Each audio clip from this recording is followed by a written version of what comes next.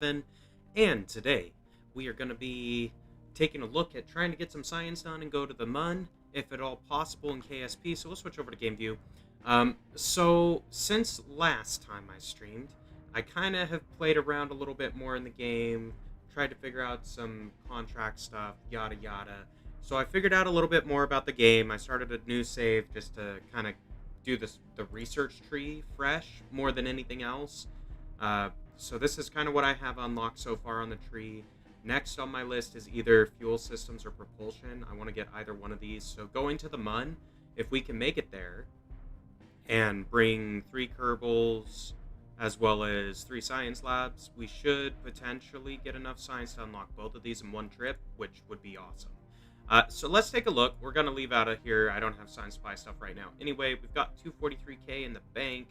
Our tracking station's level 2, so we do have patched conics visible in the map, apparently, which is supposed to make lunar transfer and all that stuff a lot easier.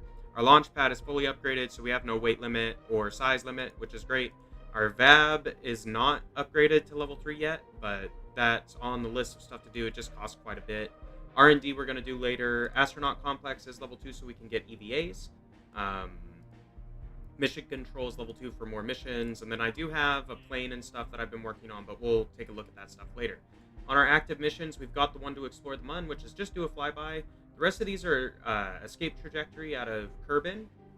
So the design I plan to use is going to have a TD12 and a TT38K decouplers on them. So I think we'll get these two as well. So if we get this one, 9 science,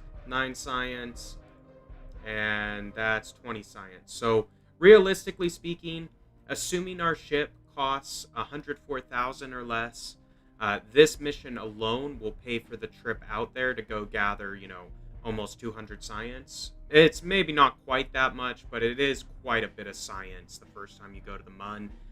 So I'm quite excited about that. We're going to take a look, but I just wanted to catch you guys up on kind of where we're at. So let's hop into the VAB. I've done a few missions and stuff. That's how I've generated the money.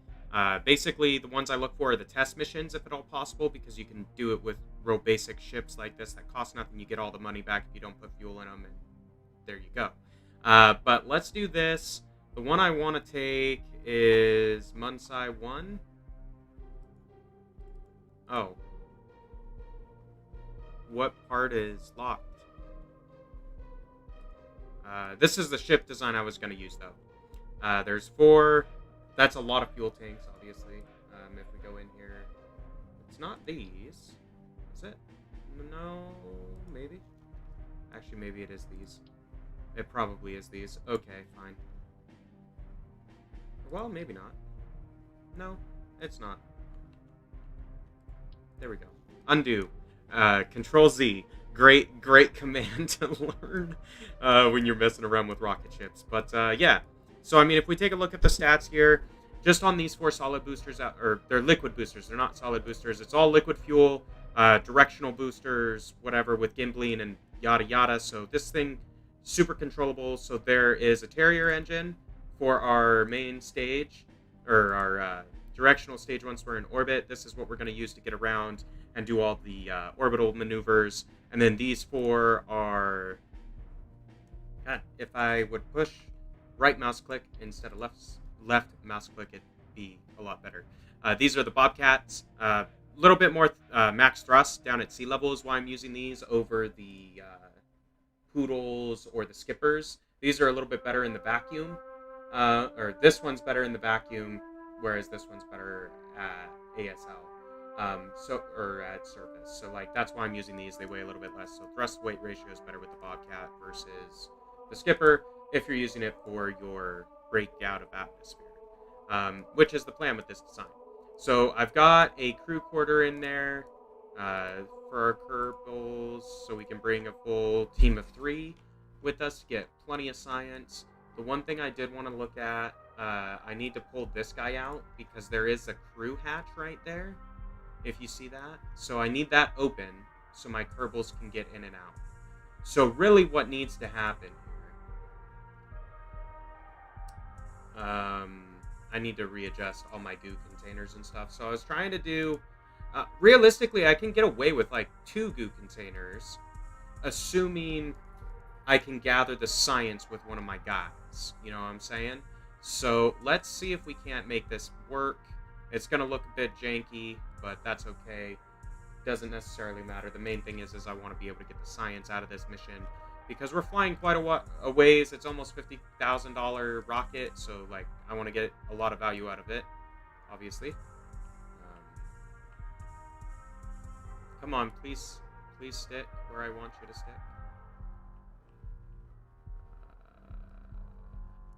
Okay, it doesn't like that mounting point, I guess.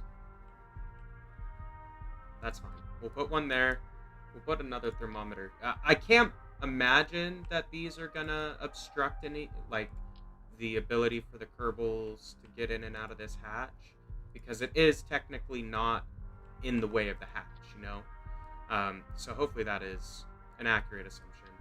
I do kind of want to put in the 2 goo containers, just because if they can't get out of the hatch, having all of that space filled is worthwhile. So there we go. We've got 2 of each instrument type unlocked to us. I'm not going to do equipment storage because, yeah, it'll close that hatch off. I've got 3 science juniors in the middle. So basically, this is a science ship. The idea is we're going to fly this big mama over to the moon, and we are going to get a bunch of science so we can unlock some better parts to build rockets with. So just under 51K. I mean, realistically, if we do a flyby of the moon, we've more than doubled the cost on this mission.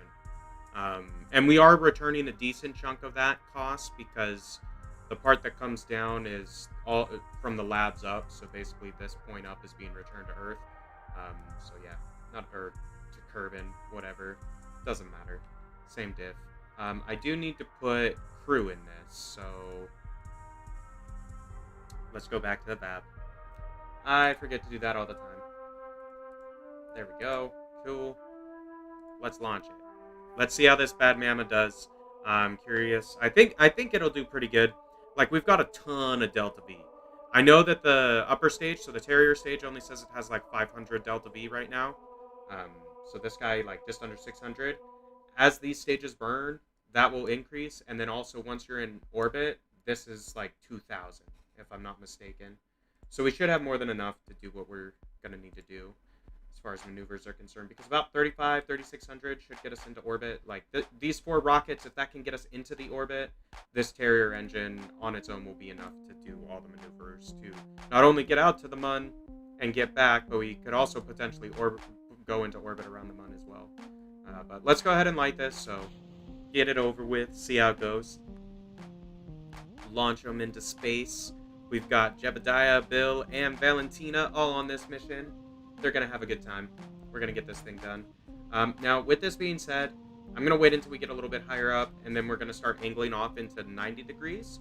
So the way I'm going to do that is by pushing the D key, because at this point, the Mun should be in phase, or same inclination. Its orbit's the same inclination as Kerbin, or whatever, like where we're launching from. Or very close to it. Maybe not exactly the same, but very close to it. So if we go off slightly towards 90 here,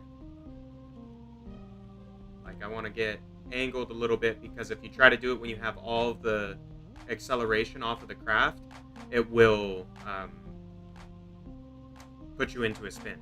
So if you do slight adjustments part of the way up, like right about 5 to 6,000, you just angle slightly over, it will make that inserting into orbit a little bit easier and less fuel extensive as it is if you go straight up first and then try to go sideways. Hopefully that makes sense. That's kind of the idea anyway. We are going to angle just a tad more. So see, that yellow circle on here is talking about the prograde. So technically, that's the point we should be shooting at in order to get into orbit with the least amount of fuel, I believe, is what that is supposed to mean. But that's fine. So if we keep our little rectangle inside of that circle, basically our apoapsis will keep going up, and it will put us into a circular orbit eventually. It may put us way beyond what we need, so that's why I'm saying, like, it does make sense to kind of like start tilting. So our apo is almost at 70k. So there we go. Our apo is at 70k. So I'm just going to throttle down a little bit, because we don't need to be going that fast, honestly. At this point, we're already enough to get into orbit. All I really need to do is start angling our ship down towards the horizon line so we can extend our periapsis out past the 70-kilometer mark. That will put us into an orbit around Kerbin. At that point, we can cut all engines and kind of plan our next move, as far as like where we want to do our next set of burns in order to get to the Mun, which we can see. So this is what we're going to. We're going to get there. It'll just take us a little bit of time because trying to do a direct burn using fuel is just impractical when you can use gravity to slingshot your vehicle out with an orbital trajectory instead. So we're going for the orbital trajectory method. Hopefully that makes sense to you. If not, well, I don't know what to tell you. But there we go. We're going to put it into prograde. This is probably about where we need it to be anyhow. So I'm just going to kick the throttle all up a bit. And then if we let this coast for a bit longer and wait until we get closer to the apoapsis, with 1122 Delta V in the Bobcats that we've got left, I'm thinking that we should have enough Delta V to get this into an orbital trajectory without needing to burn any of our Terrier stage fuel. Because I'd like to have this whole 2400 for the orbital maneuvers and everything, because I'm not like super duper proficient or anything like that at doing these orbital transfers. I mean, you know, it is rocket science. It's a little bit complicated, and yes, there's math and shit that the game does for you to make it easier. But you still kind of have to know what you're doing enough to be able to direct the craft and like know when to throttle and all that kind of stuff. So like, if I pulse at the apoapsis here, that is going to circularize the orbit, is what they call it. Basically, it pushes out the periapsis without adjusting the apoapsis because you're already at the highest point, right? So if I wait until I'm closer to this point, then this delta V that I have is all going to go towards extending this out as opposed to raising the apoapsis some and extending the periapsis some. Because I don't really want to do that necessarily. Like, eventually we're going to have to extend this orbit out. Yes, that's right, because the Mun is quite far away. But yeah, not a big deal. So our inclination, not amazing. Not amazing, but that's all right. I think we should have more than enough fuel. That's the way I plan the mission anyway, is to have more than enough fuel, so we don't have to worry about, getting stuck in space, because that would really suck. But yeah, anyway. So here we go. We're coming up on the apoapsis. I probably could pulse now if I really wanted to, but I'm just going to wait a little bit more, wait until we're in that 45-second range, and then we'll go ahead and toggle the thrusters all the way to maximum and see if we can't get into orbit. Orbit proper. I mean, we're in orbit, but like, it's not a sustained orbit.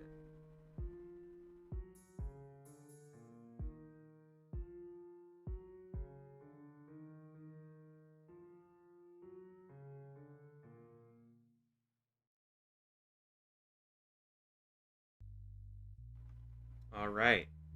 We're going to go in T-minus 10, 9, 8, 7, 6, 5, 4, 3, 2, 1. Boom. Full thrust. And so, since we're a little bit behind the apoapsis, it is pushing that point farther ahead of us as we're accelerating here. Basically, what I'm going to do is if we get beyond the minute 3, I'm going to stop again. So there we go. And I'm just going to wait until we get back in range of the apoapsis. So if I pulse like this, as you can see, that did not cost very much fuel. Not very much. So if I wait, again, I can spend a similar amount of fuel. But so the amount of fuel that we just spent there, I didn't pay attention to what the value was before we started the burn. So we're at 563. We'll monitor it for the second one. But basically, that amount of fuel decreased this periapsis by almost 150 kilometers, which is quite a bit, because we burned for what, like 20 seconds, if that. Probably not even. And yeah, anyway, so kind of cool. If we really wanted to get, well, no, we can't. Never mind.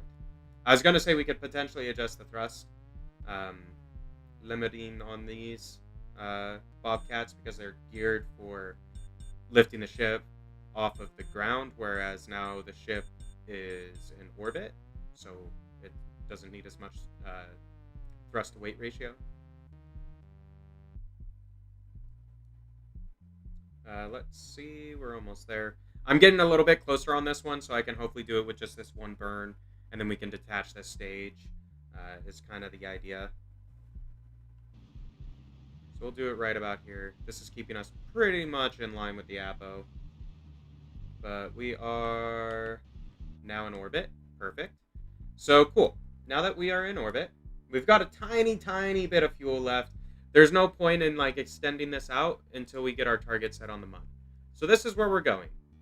We are 8 degrees off. That's actually not too bad. Not too bad. So what we could try to do here, if we start accelerating out, I need to go out of that screen to detach the stages. Good enough. Activate that stage. Close that stage for a minute. So I want to get out here. Basically what I'm going to try to do, since we are by the periapsis, now is the time to accelerate, I believe. What you can do is slowly extend out your apo from your periapsis.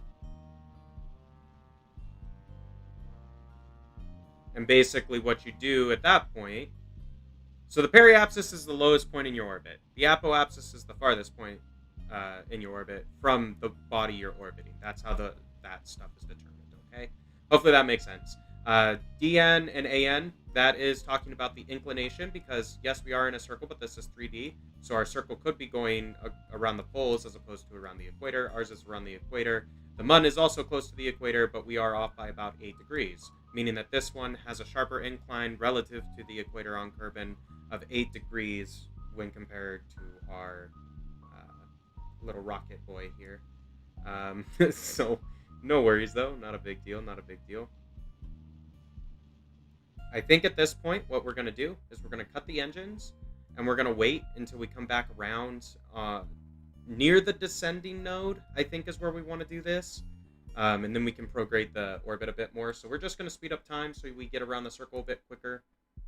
Because it does, yeah, you know, you're in space. Stuff takes time. That's how it is.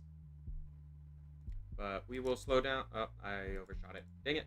Once you're in orbit, it's not like you don't have to do life support or anything for these guys. Like, they're totally content to just circle the planet forever. And in fact, doing that, though, that many passes might have been worthwhile, because I think this is going to put our apo to be in line with the Mun a lot sooner. So we'll just let it go in at, what is this? 100 time? 100x time? That's fine. Not a big deal. It's only been a day, realistically speaking, so who cares? We've got 1910. Pretty good, pretty good. I don't think we want to do it at the apo. I think we want to do it down here, if I'm not mistaken. Let me know in the comments on the YouTube video if I'm doing that wrong. When you get the 3rd tier tracking station, you can add in maneuvers. So then from like your periapsis and stuff, you can like click off of this line and say, oh, I want to intersect this is what I want to do. And it will calculate it and do it for you. But I don't have the 600,000, I think is what it costs to buy that upgrade on normal mode. We'll look at it when we land, but not a big deal. So let's see, we're going to wait until we get close to the DN point, then we're going to go ahead and accelerate to push out that apoapsis. This is also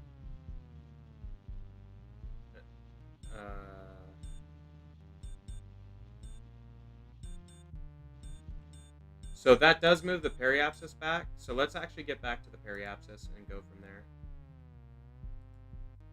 You want to do it like just before the periapsis. You set yourself, if you're using SAS, you go to prograde, put yourself right behind the periapsis, and then thrust. And that extends out the apoapsis, as I understand it. Now, I am not like super proficient at this game yet. Granted, I have 20 hours in it, but they're fresh 20 hours, and that is, relatively speaking, no time, because a lot of it is just in the building interface trying to get stuff put together that's going to work, you know. But we're getting there. So as you can see, thrusting right here is pushing our apoapsis out. Eventually it will intersect this ring and we'll get more interface information up on the screen. So here we are, starting to go in. So target position at closest approach. We can get those a bit closer. So there we go. So we could do it here, or we could do it here. So we've got two opportunities, and that should be sufficient. So let's go ahead and kind of just wrap around a little bit and see where we're going to end up, is how I want to play this. I don't want to run out of fuel. I don't want to run out of fuel. But we should have more than enough, I think. Realistically speaking, this would count as a flyby if we extended out our apo just a touch more. Or actually, it might even count now. I don't know. One thing that I do want to do, once we get a little bit farther out, I want to do a little bit of science. Because we've got all of our Kerbals here. Do that real quick. Speed control to drop the whatchamacallit. So there we go. Get some science up in this boy. Close. Science. Cool. So, I mean, this is all upper atmosphere, I'm pretty sure.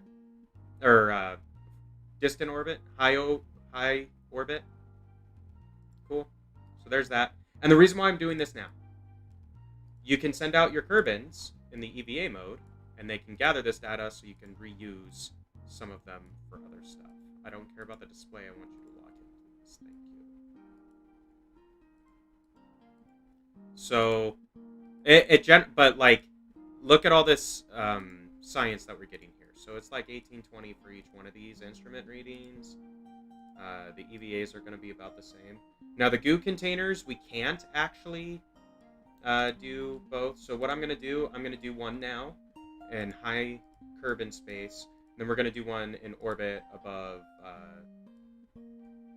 whatchamacallit, the bun.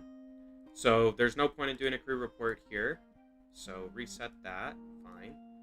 But if I send this guy out an EVA, probably can do an EVA report. He sure can. At this point, take data. A little bit tricky.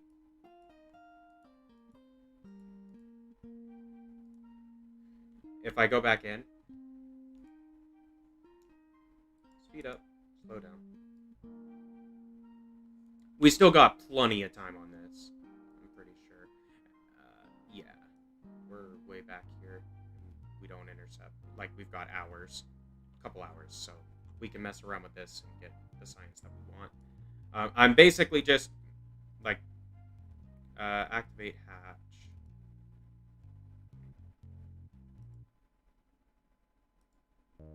Alright, so they can't actually get out, shoot. So the goo containers are in the way. That's a shame. Because it'd be easier to gather this stuff with a different Kerbal, you know? I guess what I can do is grab this. Will it keep that open when I go take data? Yes, it did. Awesome. Okay, I figured out the cheat. All you gotta do, okay, so what you do, you select the part you're gonna take the data from. So that one we just did. It's a pressure gauge. That's all I got left. If I can get my camera oriented right. There we go. That one's log. So when it says that you can log, it means that it has it. So this one has data to be reviewed. So if I hop out of the EVA now, so open that up first, then go out of the EVA. Oh. I guess it closed it. That's dumb.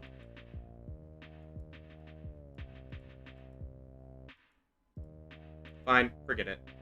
Doesn't really matter. Like, we're not going to do...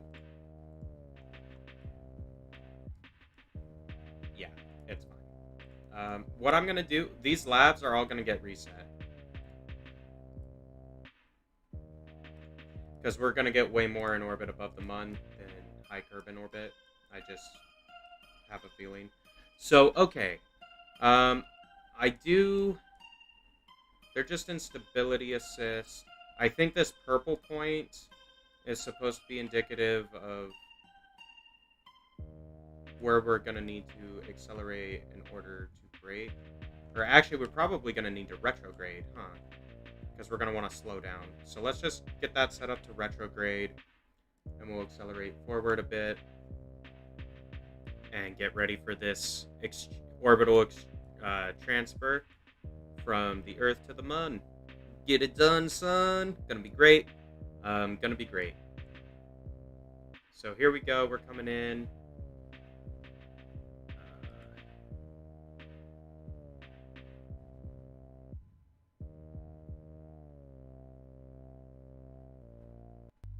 All right. So closest approach is right here, and that's where it's at. So let's go ahead and see if we can't do this. One thing that might make sense... Nah, you know what? We're gonna do this risky. We got this. No worries. Just eyeball it. Just eyeball it. We'll be fine. No problem. No problem.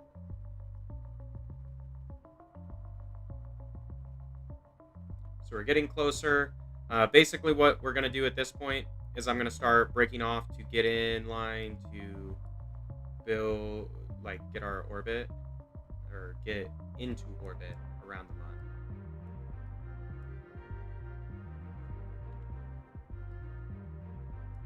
Actually, just go into stability mode, please. Thank you. Where are they at? They are right here. Of course they're in the sun. Like, why wouldn't they be?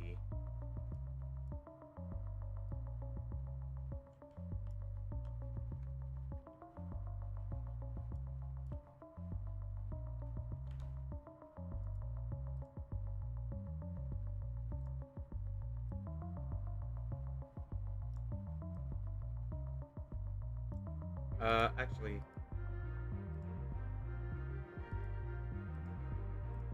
I didn't realize I had that.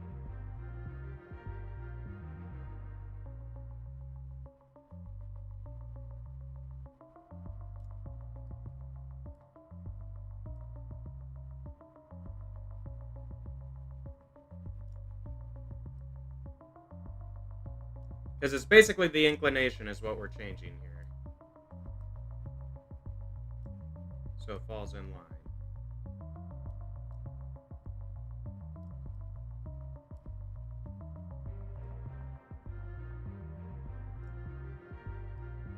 Let's try that.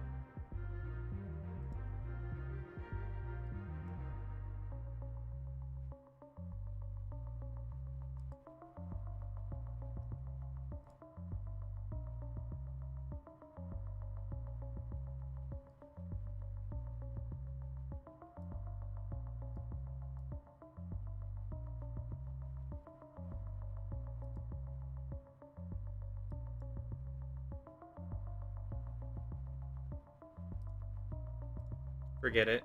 We're gonna have to wait for it to come around.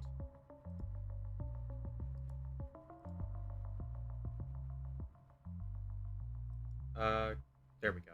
Okay.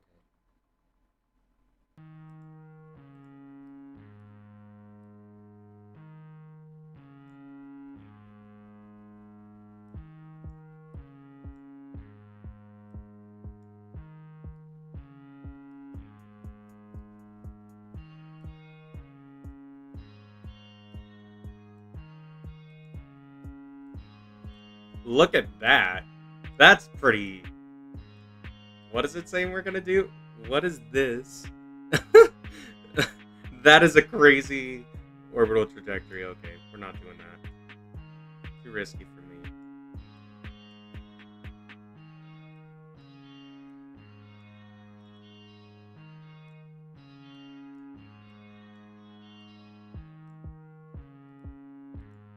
Alright.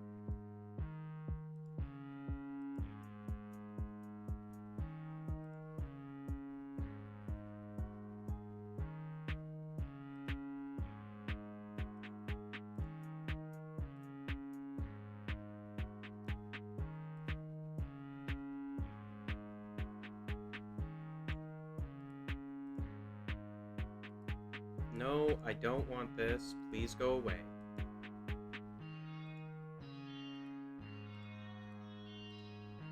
There we go. Okay.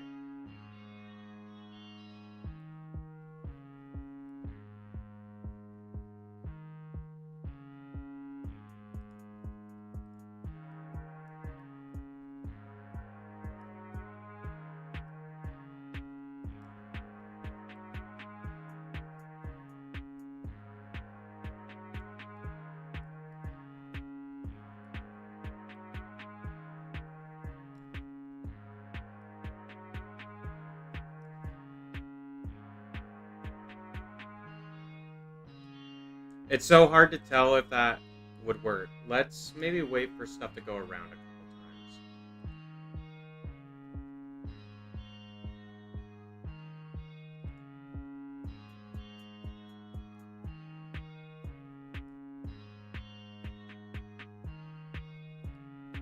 Okay.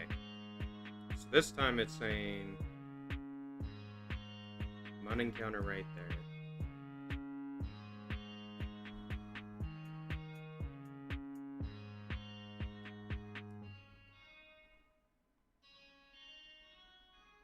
What? How though? Is it really gonna be back around? Can I stabilize this then?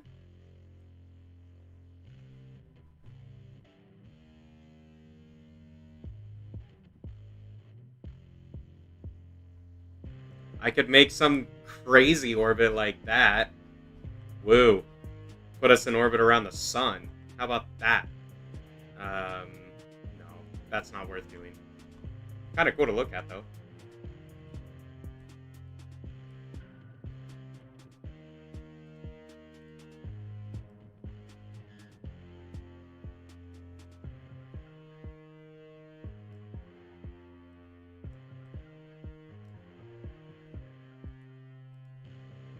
Okay, let's go forward a bit.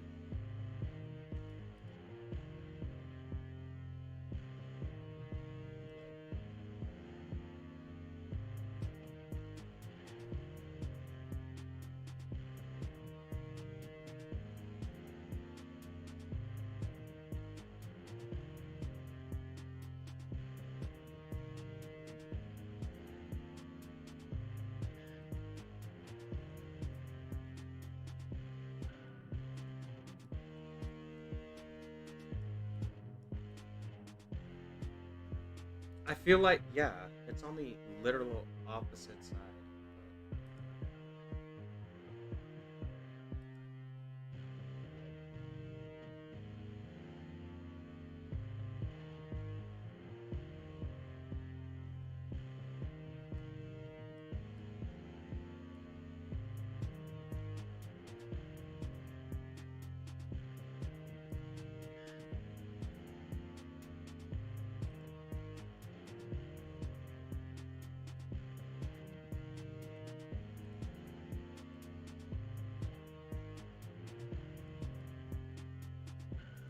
I'm just looking to see if we can't speed up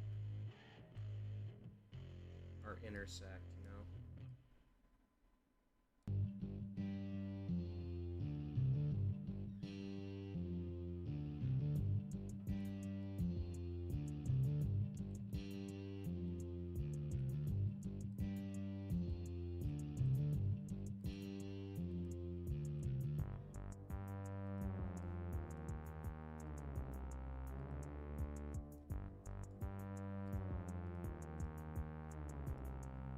Hey, can you, like, let me remove this shit, please? No? Apparently not? That's dumb as hell.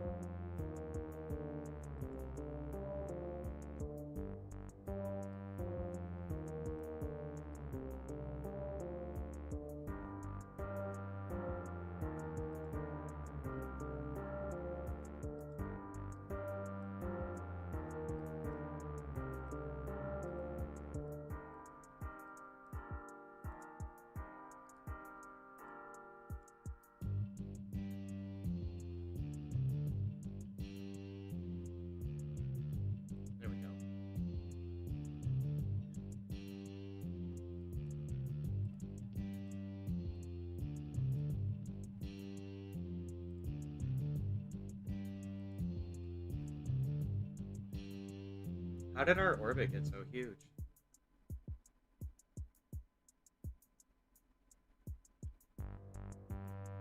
I mean, we're almost... Like, if we rotated this, we could even go to Minimus.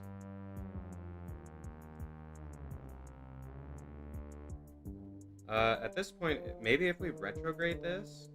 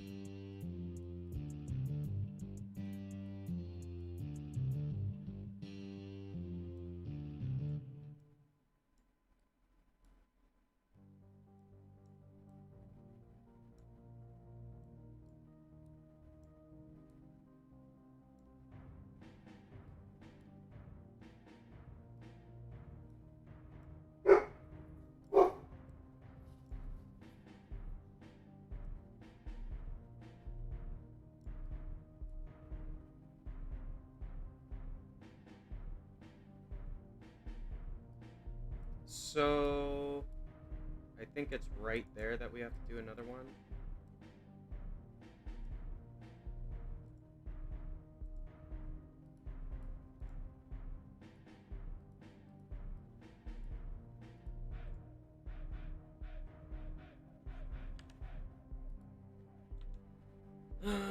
Okay.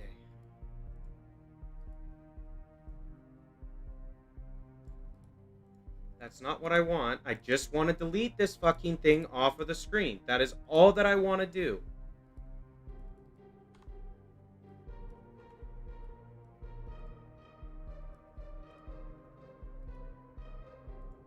Finally, there we go. Goodness gracious.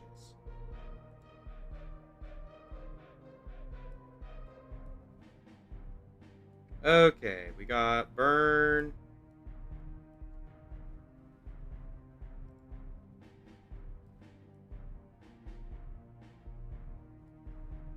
And then we gotta go in the direction of the purple marker, I think, is what the target is.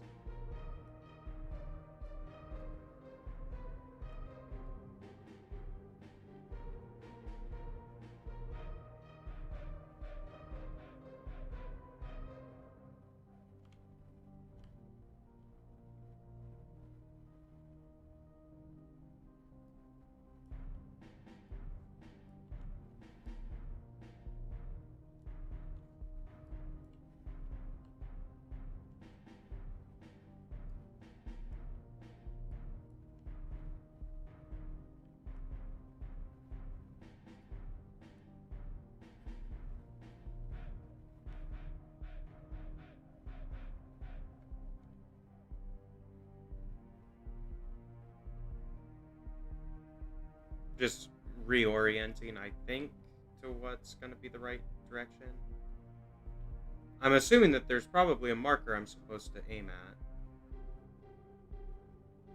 We passed our maneuver point, didn't we? Yep, we did. Great.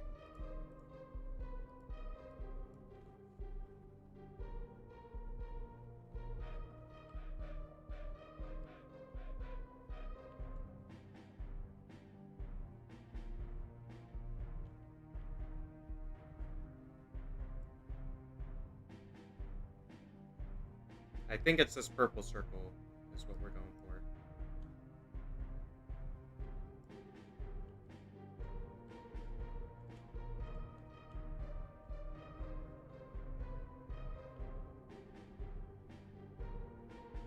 Throwing just a tiny bit of thrust so I can actually turn this.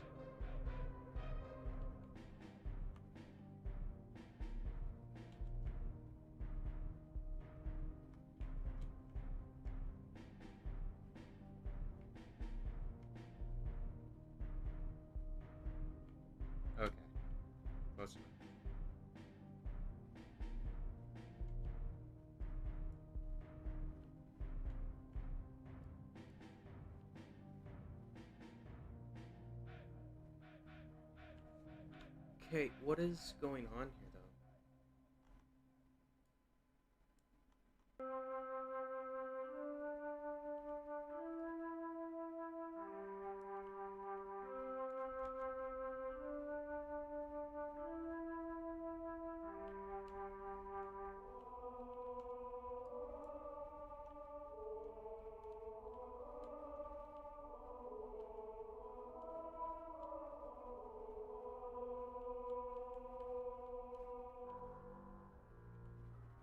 Okay. I think we're oriented the right way. It's either this purple one or this blue one. I'm not 100% sure, unfortunately. But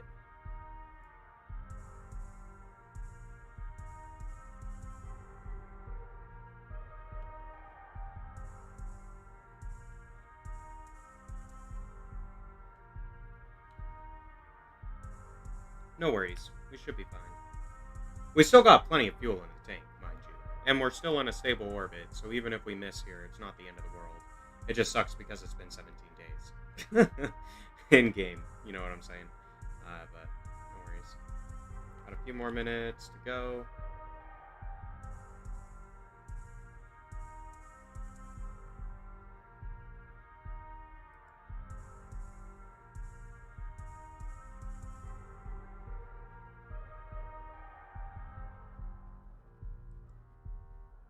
Alright, minute 49.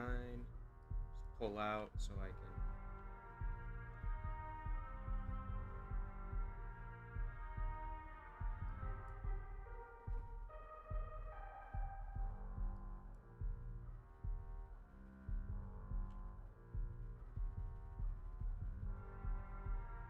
I don't know what this green button does. I want to push it though when we get there.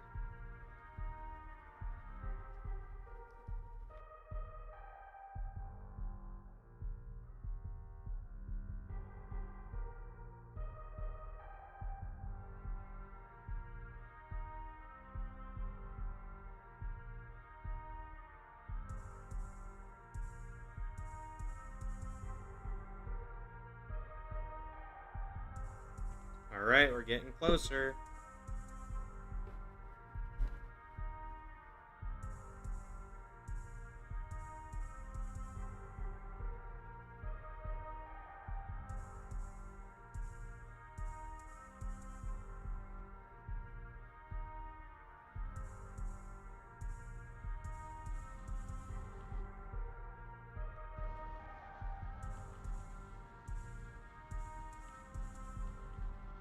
Okay.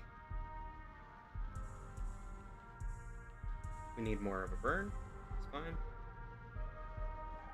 I think we are doing what we're supposed to.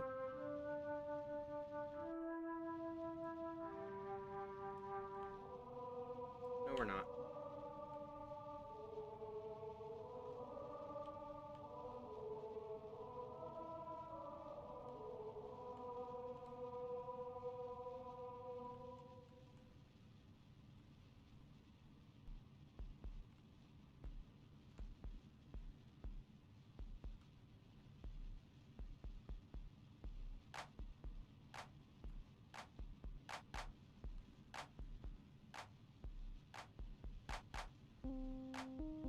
And correction complete.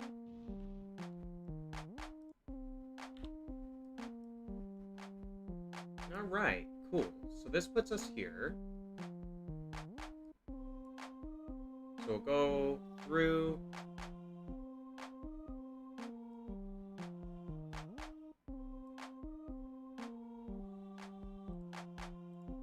Can I actually get into orbit around? I should be able to get into orbit around, I feel like.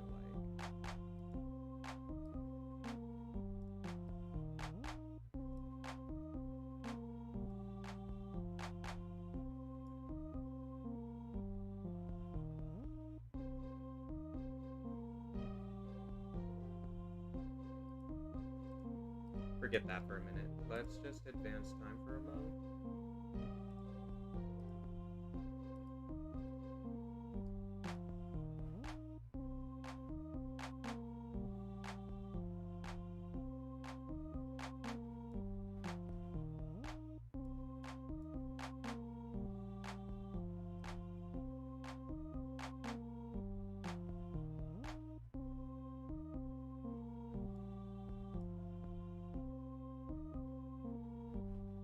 I think what we need to do is go into retrograde here.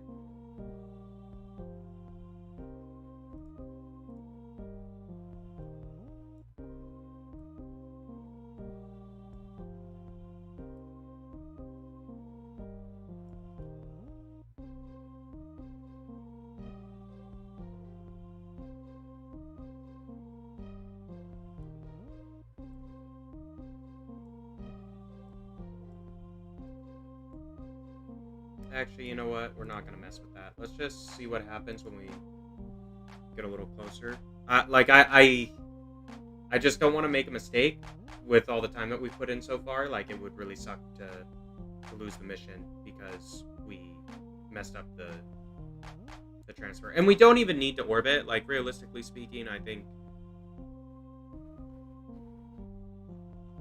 Do we have the flyby? Yeah, we have the flyby already. So, I mean, we've already done what we needed to for the mission. So we can just land. I just thought it might behoove us to try to get into orbit, but we can maybe do that on the next run. Not a big deal. Let's just grab our science now. Still a fair amount of science. I mean, we got paid 50 grand to come do this, and that's just for the one mission. I don't know if it'll give us credit for the other ones or not. But there we go. So get all of our science up. I might be able to pop Jebediah out for another crew report real quick. Or EVA report, rather. Pop back in. That's fine. Crew report. Keep. Crew report. Keep. Okay. So where are we at?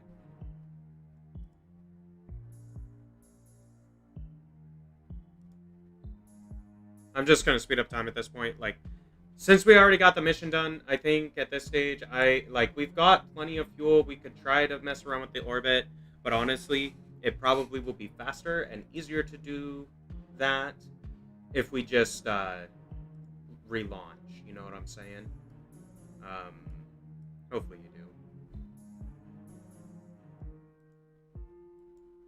So at the apoapsis here, I want to go into retrograde.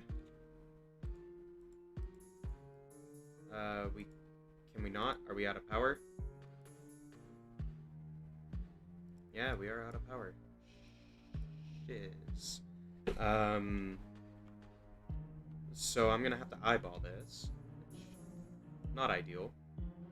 Let's wait until we get closer to Kerbin, because it's easier to do. It's not a big deal. Like, I was just gonna try to bring in the periapsis manually from the apo, because I think it's easier to do it that way. But that's fine. So I might... Do I get the orbital markers, though?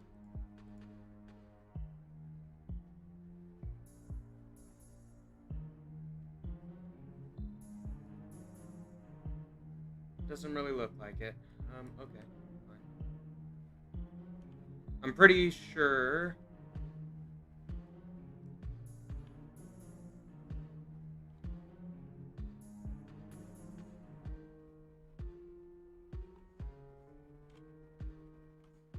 Stop burning fuel for a moment. Yeah, that did not do what I wanted it to do.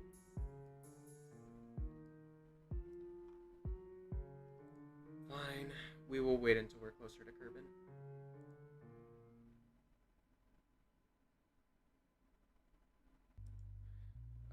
Shoot. Overshot it. Dang it.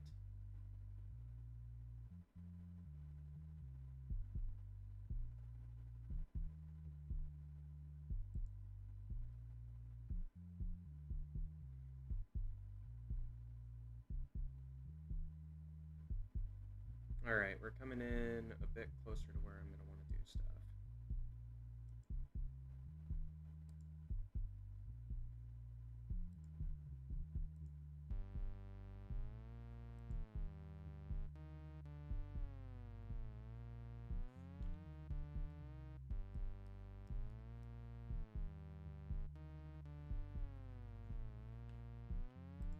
a little bit more obvious to see.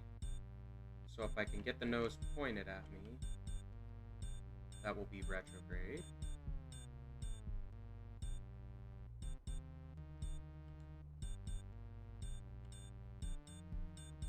Or it should be anyway.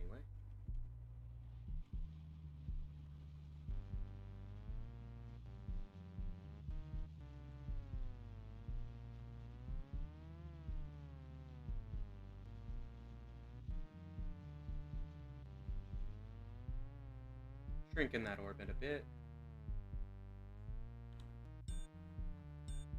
And let's speed up and wait until we're a bit closer, and we can just break the orbit.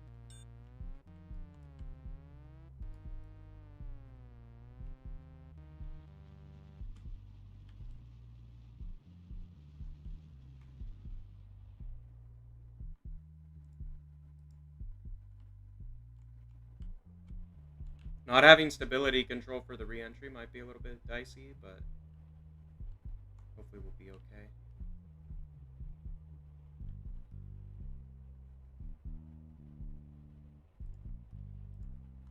Oh, I just need to change the orbit. Okay, I'm a dumbass. That's fine.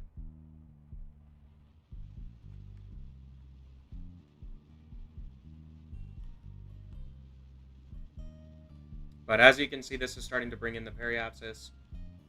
If I do this, it should bring it in faster. We just need to get that down. Can I do retrograde now? Oh, yes, I can do retrograde. Thank goodness.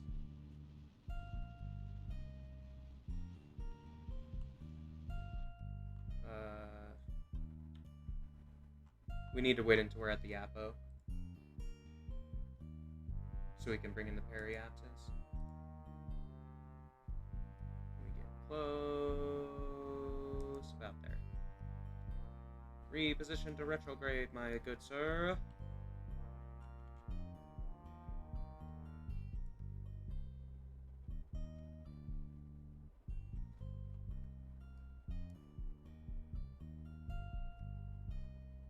And we're gonna do a Bernie burn. Bring it in. Woo. And that should kind of do it. What's that angle of re-entry? Not amazing.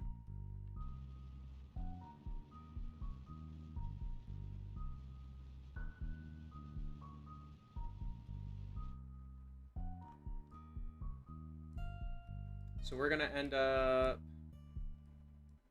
right here-ish. A little bit off. We're gonna land in water, it looks like. Okay, I'm actually content with that.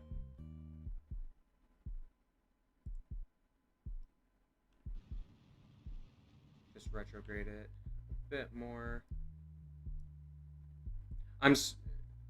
Like, we'll just burn it off. It doesn't matter. It'll slow us down and get us down faster. I need to separate this stage before we make re-entry, because I don't have heat shielding or the chutes capable of holding this thruster and fuel tanks and all that noise.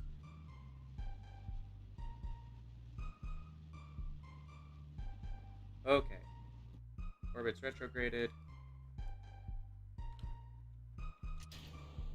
Stage detached. Boom.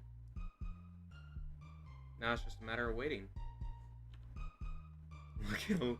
Look how steep that is. That's insane.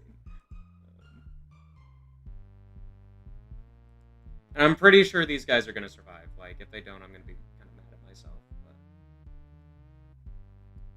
where are we at? Where is the shippy boy? Yeah, we're fine. Look at this. Oh, maybe we're not fine. Those were our labs. Damn. I needed more heat shielding. We saved one lab at least. Maybe. Nope.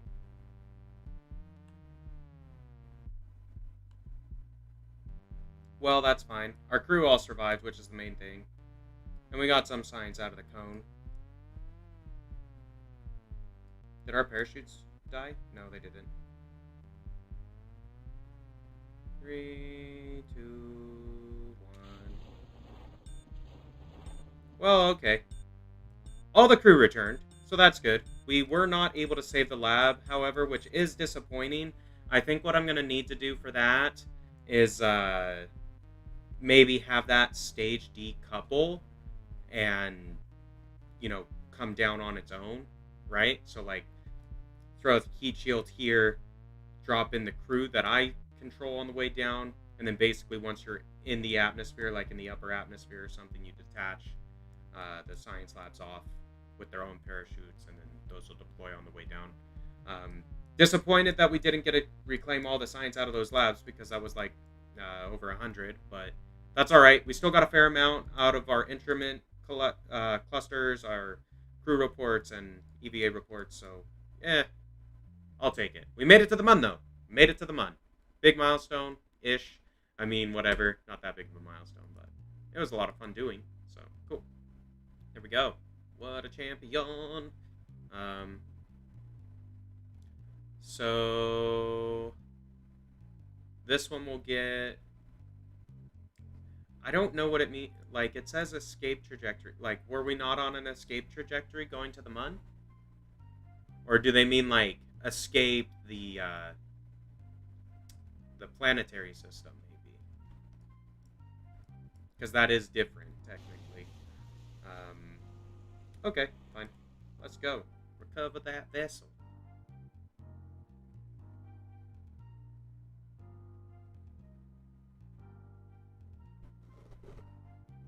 I am disappointed on those labs, but that's alright. Not a big deal. We still got 130 total science now, so that's saying something. That's about 100 total. So cool. We got some contracts done. Explore Kerbal. What? Oh, okay. Rendezvous with stuff in orbit. Rescue in orbit. Bring back Munstone. So this is to land on the Mun, basically.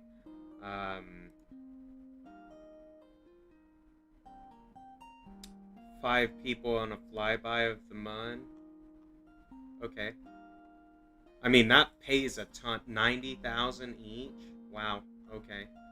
And really, it's more than that because you get 90,000 base, and then it's 10,000 for each of the itinerary steps. So 120k times 5. Wow, that's quite a bit. This is 6 dudes instead of 5, which realistically speaking, if you're flying to the Mun with, unless you're doing it enclosed inside the pod, you throw 3 of the cargo bays on a rocket. That's very much achievable. Okay, fine. More of those, blah. Let's wait on that. I want to go into the research and take a look and see. So I could go electronics. That is a contender because getting the Probodone Octo right here allows you to use SAS and maneuvers and stuff with probes. So when you don't have a Kerbal in the rocket, so that's quite useful. This is solar panels, which recharges your batteries, which is good. Different battery systems and stuff like that. So this one could be potentially good. Miniaturization gives you like more experience or experiments type stuff. Space exploration might be like this would give us more storage potential and mobility and things outside the craft. That would be good. Fuel systems, however, has the benefit of giving us a bunch of these liquid fuel tanks that are much larger in capacity and maybe they don't weigh less, but they're much larger in capacity relative to the ones we're using now. And we get fuel connectors, which allows you to spaghetti or asparagus stage out rocket fuel tanks because you can connect fuel between stages that way, which is really powerful. So fuel systems are a pretty good contender. Propulsion systems we could do as well. These are more for like if we wanted to land on the Mun, this one would maybe be smarter. But I think we're going to go for fuel systems. It's kind of the one that I was eyeballing. We can build some pretty elegant looking stuff, I think, with these parts. So we did it. There we go. Fuel systems unlocked. We've got 570. I could actually do this now. Maneuver tool available. Cool.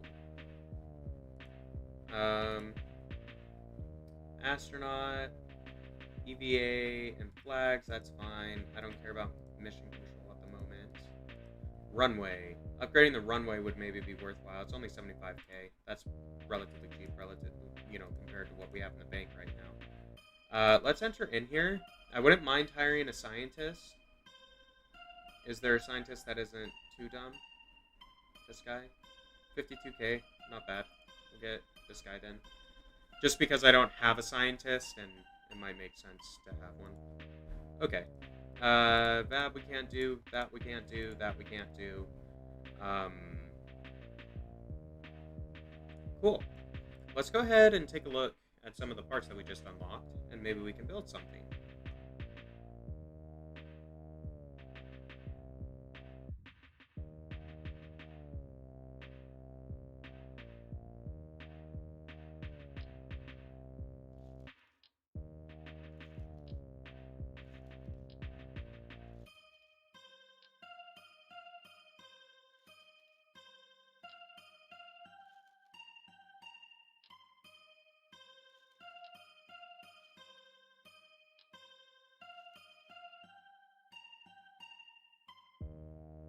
So I think what makes the most sense,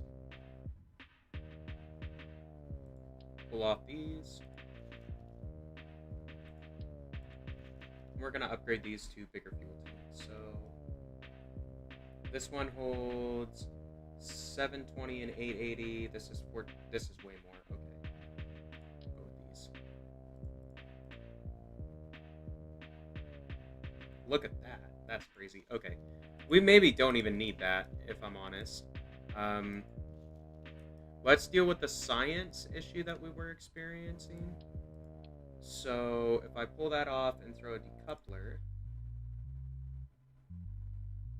and actually what might make sense is to put another one of these so they can get out on the bottom. And I need a heat shield for the bottom of this. And we'll throw on a TD12. Good enough. For this stage, however, it might be... it should be okay with just the one on the bottom. Like, basically the reason why this burned up on the last one, like, it has radiator panels and everything. It is 100% just too much weight between the capsule up top and these 3 extra labs. So throwing on this shield and this decoupler will basically allow us to... so this will detach that stage and open its chutes after. So cool, that'll work. Let's see. What do we want to do to attach our big boy boosters? So... we need to do a stack separator, a 1.5 decoupler.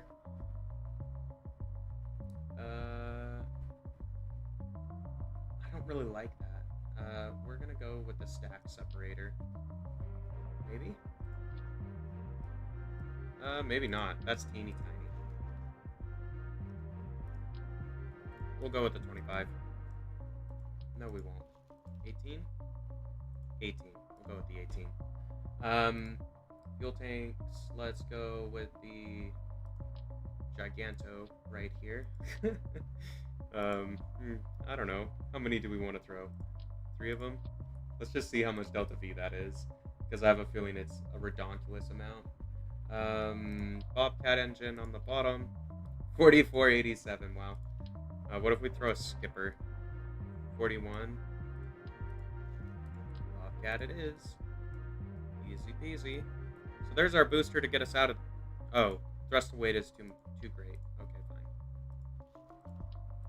2 of them, maybe? With the Bobby Bob. 0.9. Okay.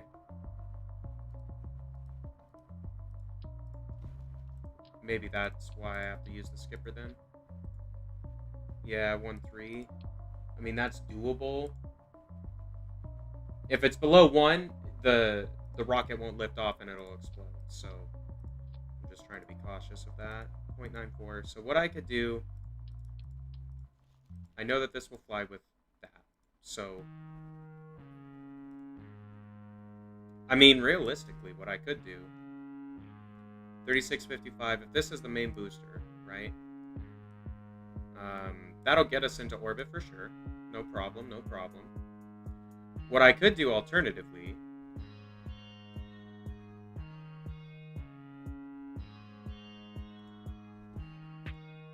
I have to plan this a little bit. So I could make this stage one fuel tank smaller, and then throw additional gimbal-based like liquid fuel engines for maneuverability in a secondary stage. Like, I want a secondary stage. I need a secondary stage. So there's going to be one stage that's basically going to get us out of the atmosphere, and then there's going to be 1 or 2 stages for maneuvering while we're in space, kind of in transit, you know? Or that's the idea. Whether or not that's feasible, who knows?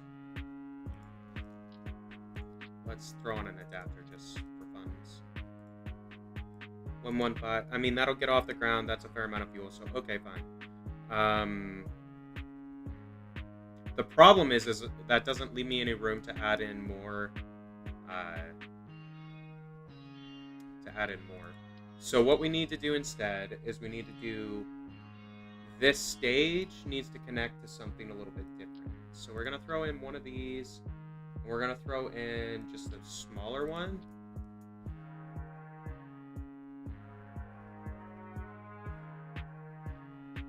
And this is going to be our maneuvering engine. So what I'm going to... Or one of our maneuvering stages. So I'm going to use... I really do like the Bobcat. We don't need that much kilonewtons, though, of force, if I'm honest, because it's going to be a vacuum-based engine. So really, the Terrier engine is the best choice for us. Like, if we change this over to vacuum, that gives us 3,800 delta V. That's a huge amount of delta V for a single engine with, like, almost no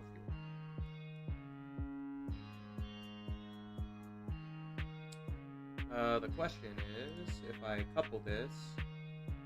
So, like, let's throw on another 18 coupler. Put this boy on. Yeah, that's not going to work. It's too heavy. So, we pull off this. Put that on.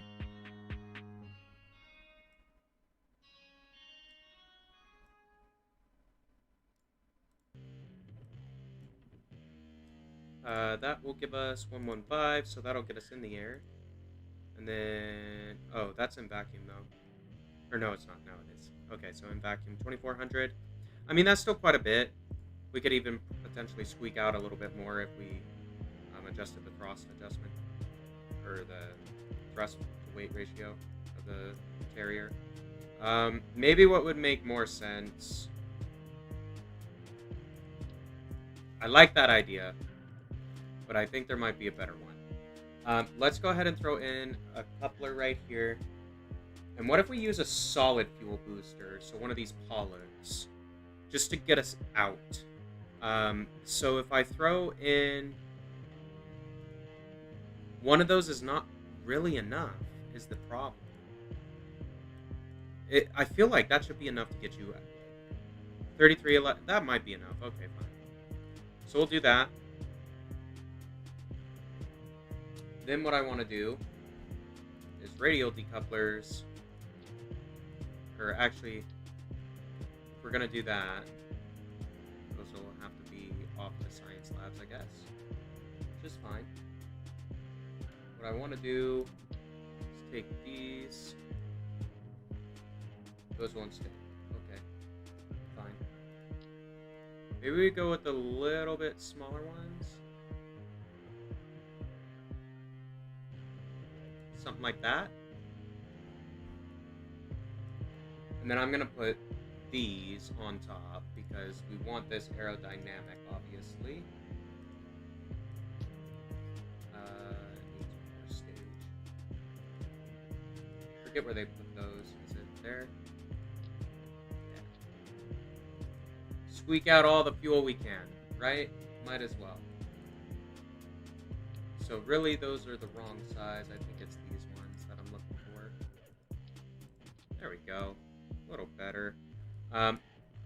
Honestly, with that, like some Terriers, is probably like just an insane amount. Yeah, it kind of is.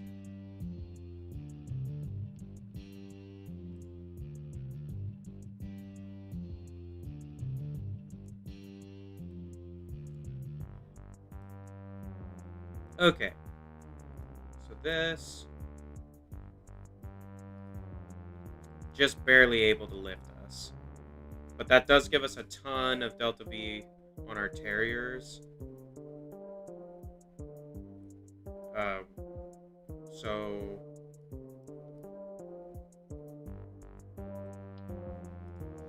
let's do it this way. We'll branch it off like that, I think. That's good and fine. Let's throw on some 18s. No. Throw on the 25s. Sure. I mean, really, I just need to get this stage to orbit, so maybe the solution for solids down on the bottom. Not quite. So if I go 4 kickbacks, also not quite. So, okay, fine, fair enough. What we'll do...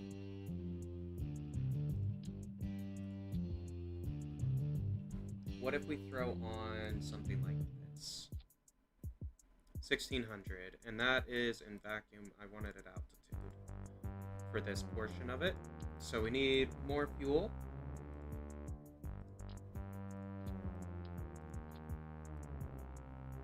.01. So I think what that is telling me is we need to reduce the fuel tank mass. Okay, fine. Let's break off the giant cone and just try doing one of these cones, maybe. Like, I just want it like marginally more aerodynamic than what it is out of the box. I mean, really, I don't need these at all. It's completely a vanity thing or an aesthetic thing at this point, but nonetheless, that's what we're doing. Okay, so if we switch this back to vacuum, we still have 4800 delta V on our Terrier, so that's more than enough. On these guys, we have 1.14, so that's decent. I basically need one addition, like just a tiny bit of boost to get this whole mass into the air a little bit. So if I throw something like this on there, that would do it. That would definitely do it. 100 grand though, that's quite expensive. I mean, this probably could land with the amount of delta V we've got on our Terriers.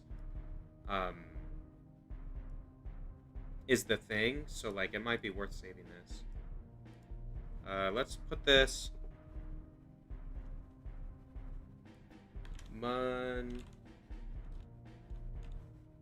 Sci Land 1, because that's what it is. It's basically a Mooner science lander based delivery vehicle system. That's what we're trying to do with this anyway. 115, 114. That doesn't matter, because it'll be in a vacuum. So, okay. I think this will work. The only thing that might behoove us is... Well, sometimes throwing fins on messes stuff up. Maybe we will auto-strut to the root part.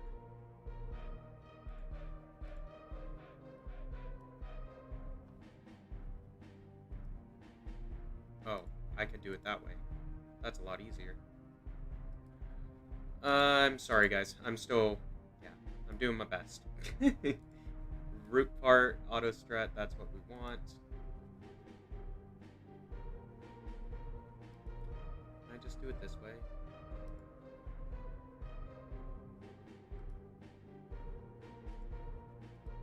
Alright, whatever. Good enough. Do we try it? I think we try it.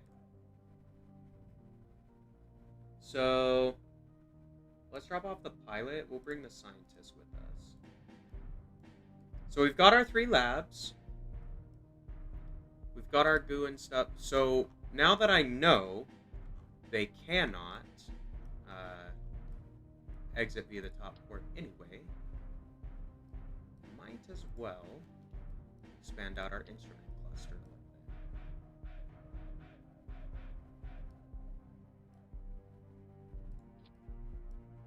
Because in here, if you put it in triple mode, I need to pull out these thermometers and stuff.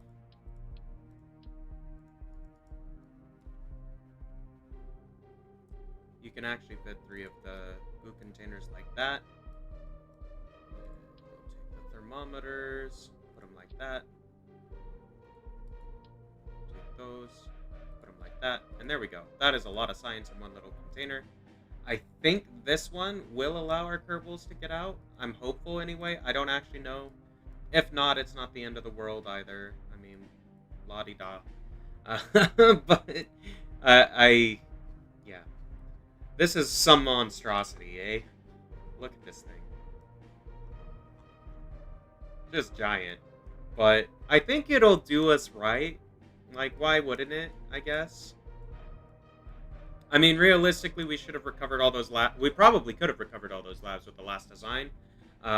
If I had, properly controlled the orbital trajectories and yada yada and all that. But that's okay.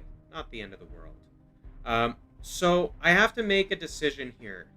What I could do is bring all the crew with me and kind of see about getting a ton of science. Or what I could try to do is pick up a tourist contract instead and make a little bit of money so I can pay for the booster. Or pay for the rocket, basically. So that one, waste of time. I have a ship that does orbital stuff that's way cheaper, so if we need to make money, we can do that. But I'm looking for the Mooner one. So I could do this one potentially, bring back a Munstone.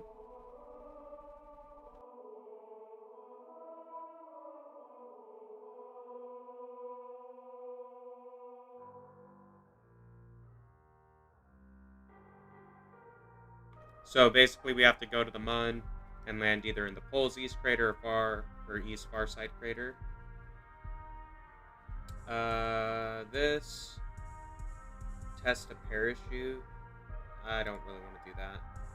This is ferry 5 tourists and 6 tourists is what these two are. We only have one more day on this one, so really we should pick that contract up. 10-year duration, so we have time. Let's go ahead and take it. I don't want to miss out on that because that feels like it's a lot of money, potentially for not a lot of work.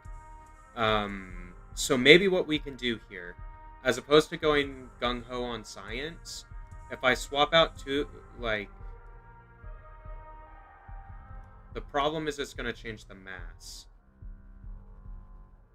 Because what does... If I go into science and look at the science junior, this weighs 0.2 tons.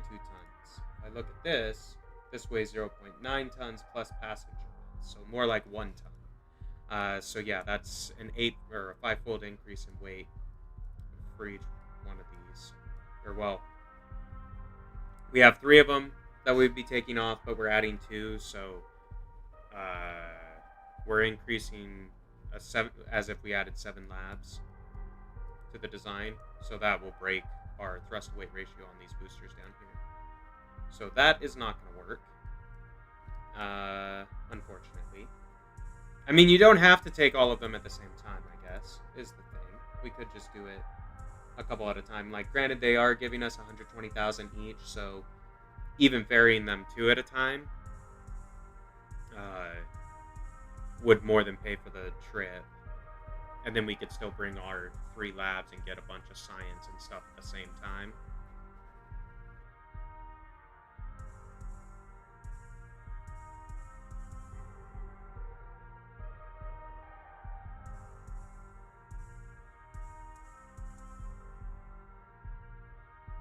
I think we're going to try that. We'll try ferrying 2 dudes to start with on a flyby of the Mun. So, yeah, basically, you get 90k for each one when you bring them back safely. So, okay, that's fine. And then you get paid 10,000 for each one of these. So, bringing these guys, assuming we do the flyby of the Mun, we get 60k even if they both die. Okay, so that's more than half the cost of the rocket. So our science would be 40,000 at that point. If we recover even just one of them, that would push us into the profit. Assuming we got all three of their things, it would pay for the trip plus 15,000. So okay, that's pretty good. Good trade-off, I feel like. We'll do that maybe. That way we can balance it a little bit, because this is a $105,000 booster, so that's quite a lot of money to spend just to go get some science, you know? I'd rather be paid a little bit to go harvest this data, because it's not like they don't want us to go back. So what is this? Fly by the Mun, first time, completion, reward, stuffs, cool. I don't think that gave us more science, did it? We still only have like the 40 or whatever. Yeah. Okay. Well, shoot. I think we're just gonna do it. Let's do another launch. Let's see if we can't fly these guys by the Mun and make a little money, get some science, and have at. Whoops. Not what I wanted to do. Alright. Let's do this. So, launch. Technically, I could land this on the surface. I don't have to do that, however, so I'm not gonna. Actually, you know what would be smarter? There's no reason to use this more expensive design for what... Or, well, yes, there is, because we adjusted it so it could recover the science. Duh. My bad. I was gonna say just use the previous one, because all the passengers lived. Which I could do. Just pull the science labs off and just fly that. It would be cheaper. And still get there. Like, we know it can get there. I'm actually going to do that. I don't want to... like, it's not that this mission isn't worth flying. Like, I do want to test this design, but I don't think it's worth testing the design now, if I'm honest. Like, let's do Moonsai 1, because it gets us to the Mun. Smaller. We don't need all this extra stuff. The one thing I want to try and do is pull off some science labs.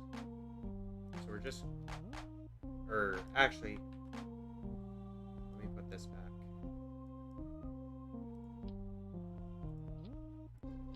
If I pull that off, what we're going to do is we're going to throw a heat shield on this just to be extra cautious. We're going to put on a T12 coupler. Then we are going to throw on that. Next, I'm going to pull this off just so I can see what I'm doing. That is the only reason why I'm pulling this off. It's going to go back on, don't worry. I'm going to throw a heat shield right here. And that should fix the issue of the science labs burning up without needing to reinvent the wheel. Now, the question is, can I get this bad boy to stick? I sure can. Save. Thrust weight, 1.21, 4,000 delta V. Thrust weight is way lower on this. That's an altitude. So in vacuum, we've got 2,700 delta V of vacuum, basically. This 4,000 should be more than enough to get us into the atmosphere and into orbit like we did last time. So let's fill up the crew container with our Taurus and get going, shall we?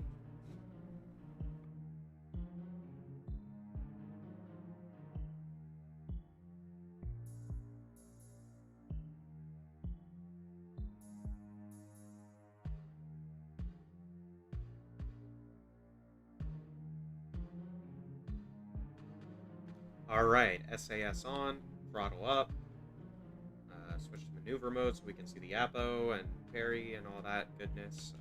And let's fire up these boosters and get out to the Mun. Take Jet Gun and Trigan, Kerman, both of them, up to the Mun. Do a little flyby, get some science, come back home, safe and sound, and be ready for our next flight. And basically, I think what we'll do, like, if I can get this to work where the science is recovered. So what I'm going to do, as opposed to trying to take science from the Mun, I'm going to take science in high Earth orbit, or high Kerbal orbit, because we lost all that data from the last trip anyway, so whatever. Getting to high Earth, or high Kerbal orbit is a lot easier to do than getting to the Mun's orbit, or near the Mun. to get data out there with the labs instead. So what I'm going to do is I'm going to get data in the labs from high Kerbal orbit. That way, if it does end up breaking with this design, even with the alterations I've made, we can still, whatchamacallit, like it'll be easier to retrieve that data. Going to high Kerbal orbit is easier to do than getting to the mud. Hopefully that made sense.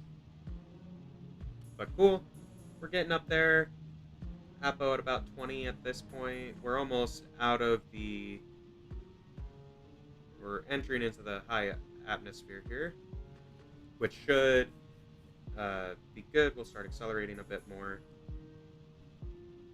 and all that fun stuff.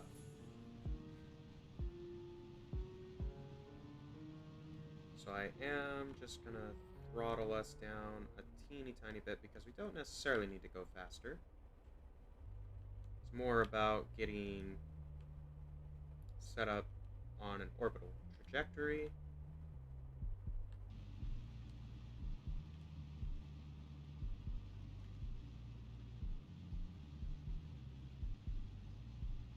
But once the Apo hits, we'll take it up to maybe 80. We'll cut engines there, and then I'm gonna set this. I could have put batteries on, would have been smart maybe. Like a single battery would have been good. Where are we at on that? Okay, so here's this. It's our Apo.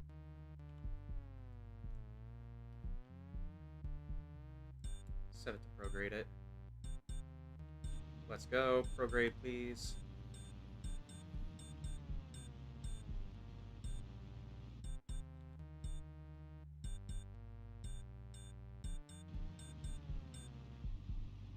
This should work pretty good. The MUN is on that side right now. Alright. Wait until we get closer to the Apo again.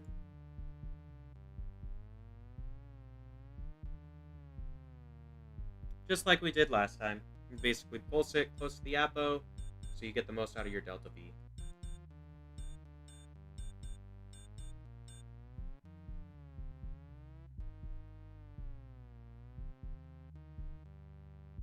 Alright, cool.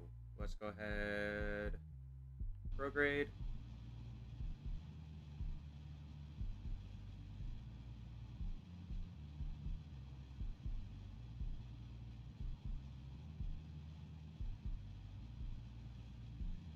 Okay. Wait a minute.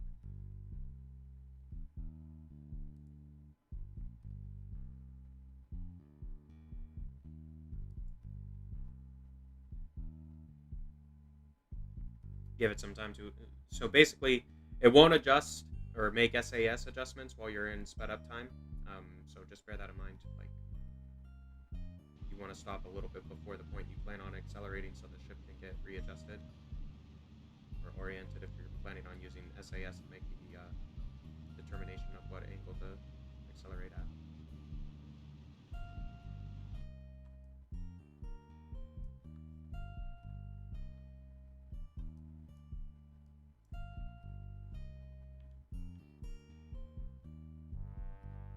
So I'm just going to bring this down a little bit. We don't need to be... I'm more concerned about getting into a stable orbit as opposed to...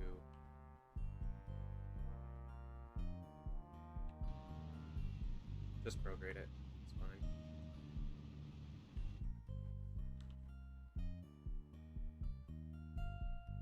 So, not quite as efficient as last time. We are going to have to cut into our second stage a bit to get this orbit set up, but that should be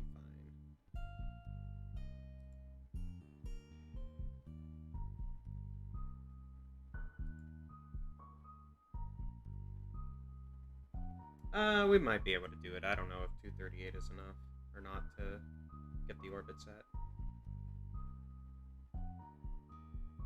Maybe.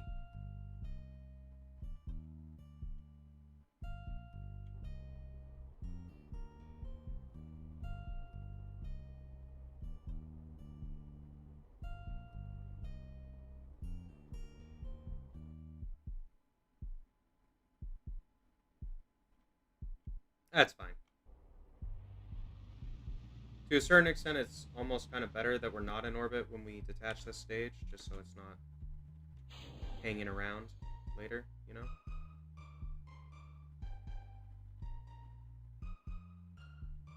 Because all of these should eventually crash back down to Kerbin.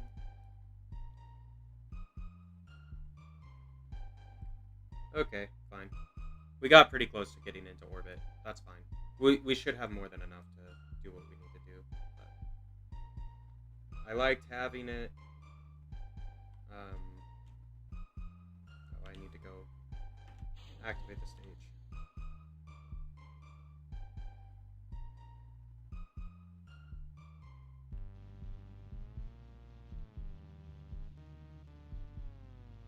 Okay, we should get this set pretty soon. Yep.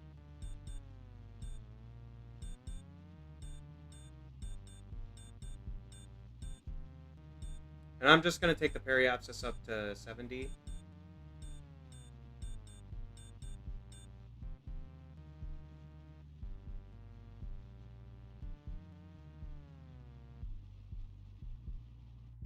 There we go. Perfect. Alright, now, set as target. What I want to do, put a maneuver near the periapsis. And then basically, 1831, that seems like a lot.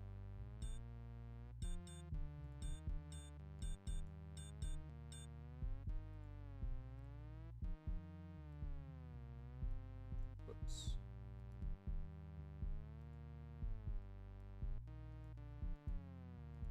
Whoops. Come on. Don't do this to me, KSB, please.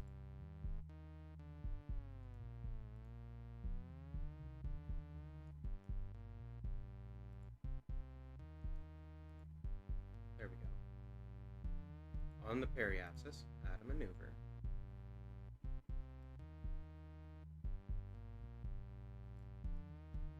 That's too much.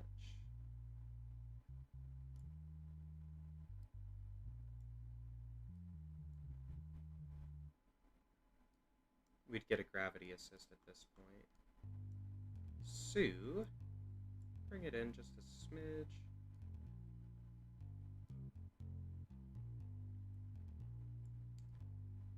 Wait, what's our...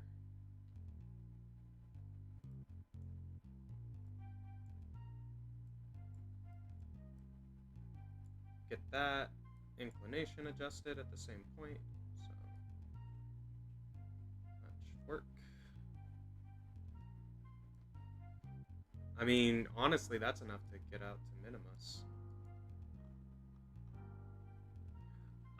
And that's because I was looking at the wrong thing. What a scrub lord.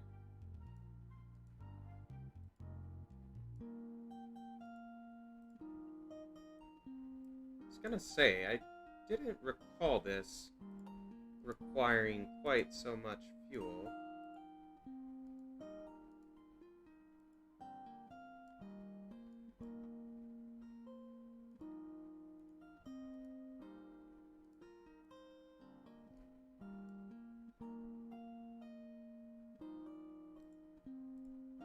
Okay, I do want to maneuver right here.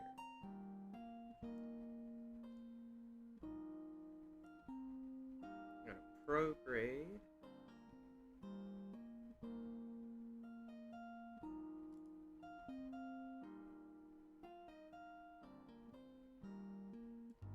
That's the mun, okay.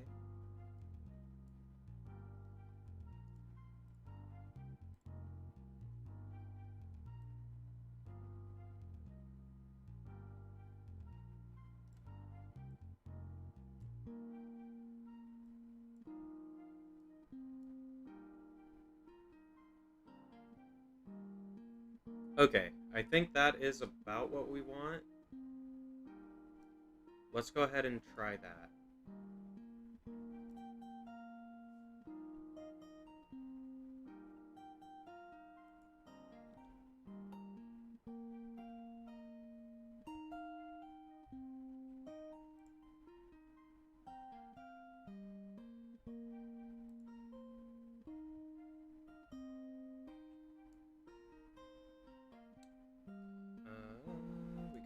3 minutes to get oriented the right way, which should be the blue marker.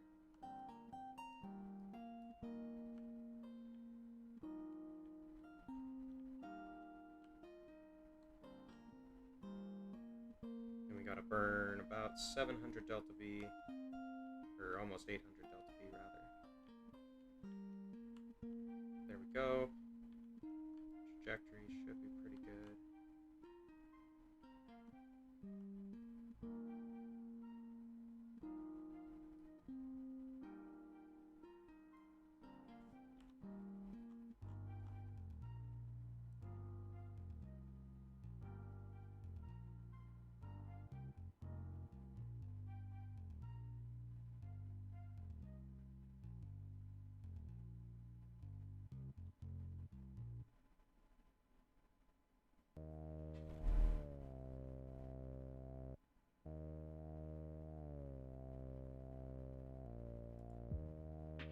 Alright. Just about there. About 10 seconds till burn. Then we burn for almost 2 minutes.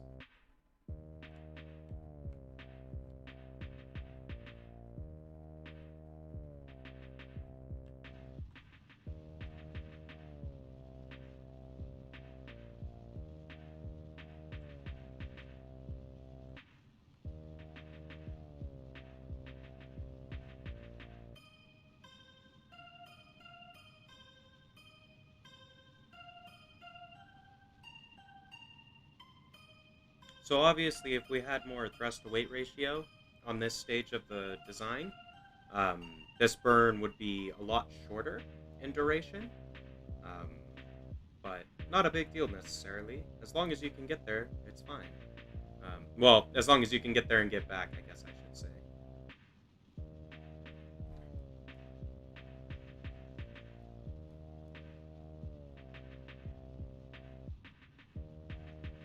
But looking pretty good so far.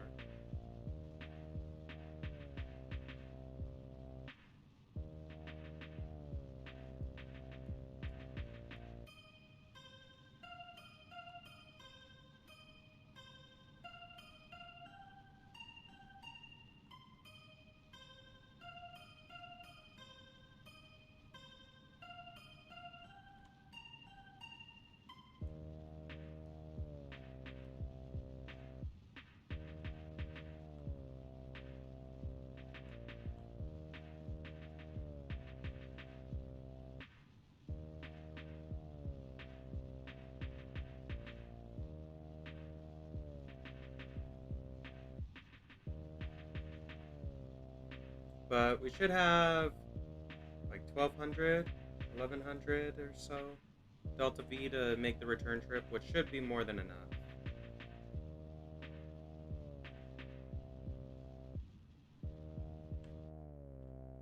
Easy peasy. Let's take a look. We're gonna have to do another adjusting burn to get this closed out, and that's fine.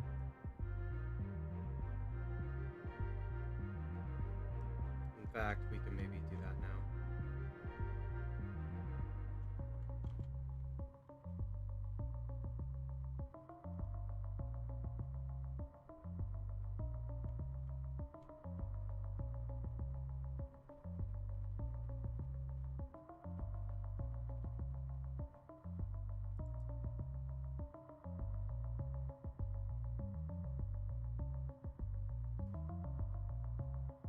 Actually, you know what? Let's see what that looks like when we get a little closer.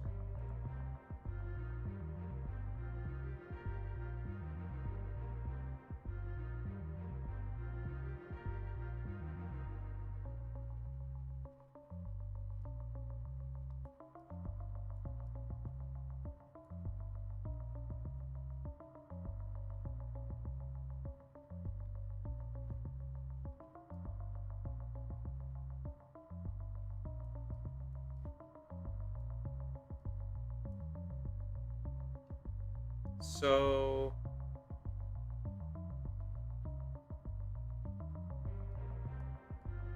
I think this is indicating that this is on the second one.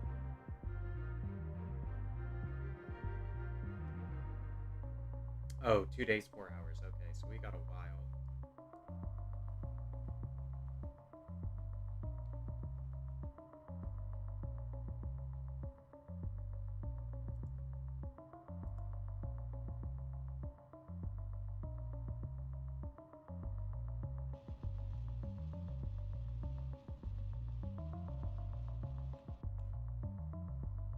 Let's try something like that.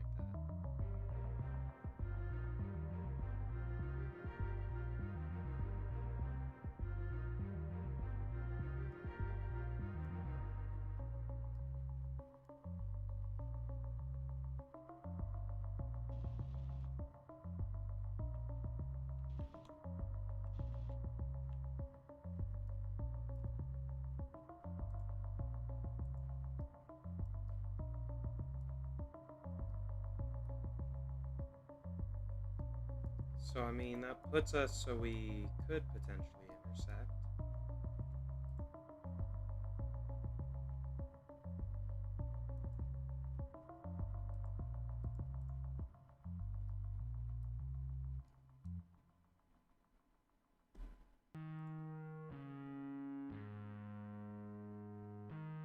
I mean, really, I don't need to intercept. I just want to take these guys by the mun.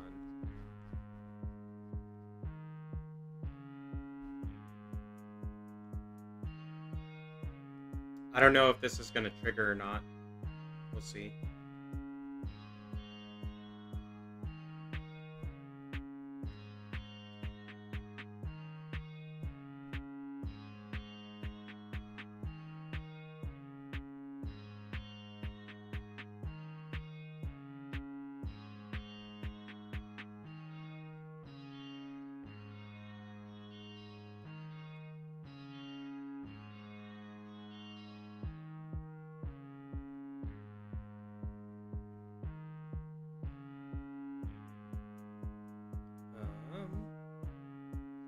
We'll see.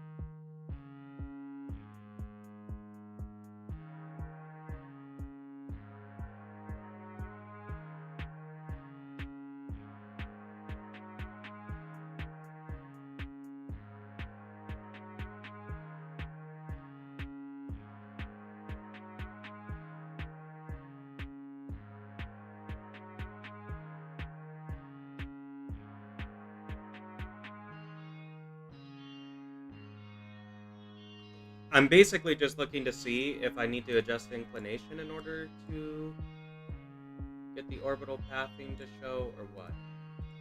But that's okay. You know what? Forget it.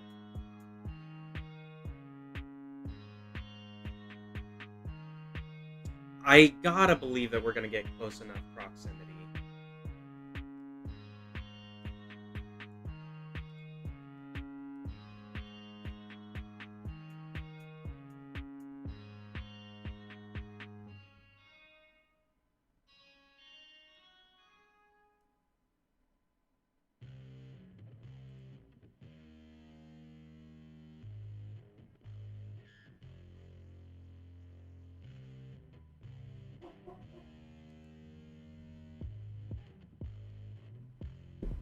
Alright, let's hop into map. And let's just fly over there. Huh? Let's do that. Stabs, assist, please.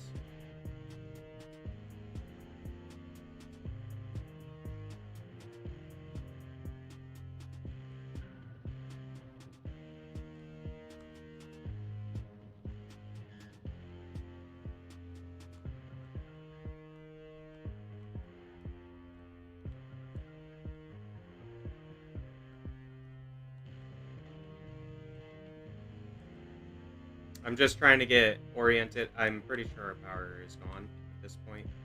So that's all that's happening now. I need to run the thrusters real low. Get in like this. So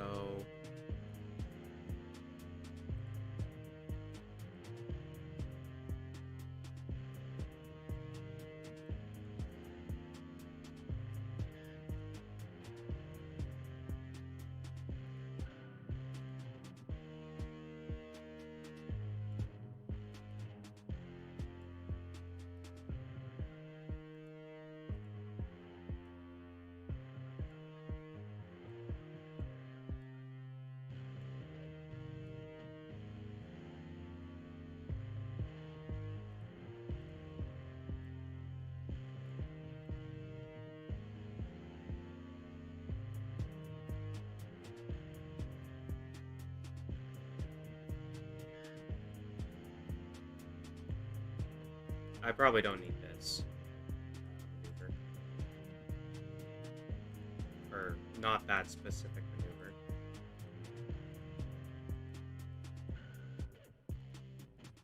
Same with that, we're gonna eyeball it a bit. 700 to go from here to here. What is that one gonna cost?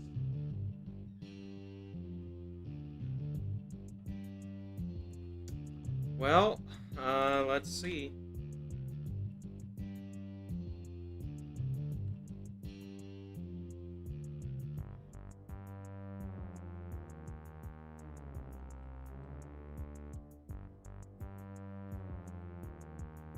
Leaves us with almost no fuel is the only thing.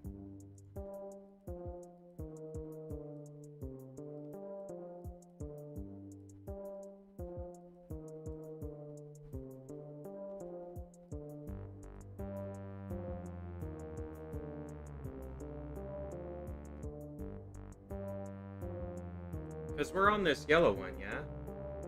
Yeah.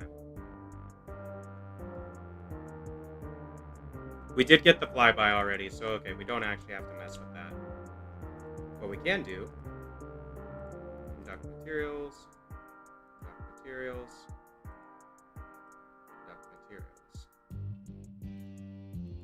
50 for each one of these, assuming we get them all back. That's 150 science right there, quick and dirty. Another 10.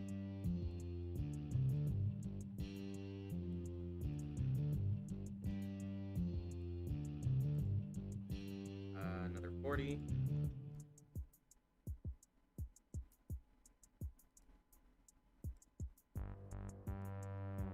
24. 24. 16. 16. Cool. The other thing I could do, EVA report, 16, put them back in, speed up, slow down.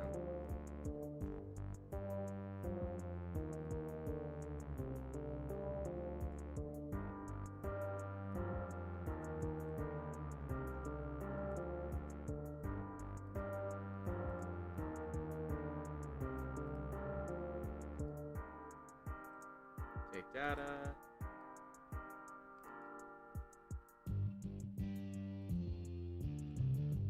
Let go.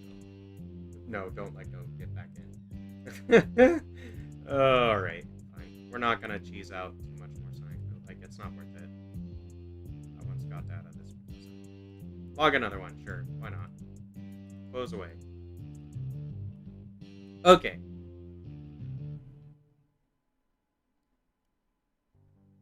So if I accelerate this forward,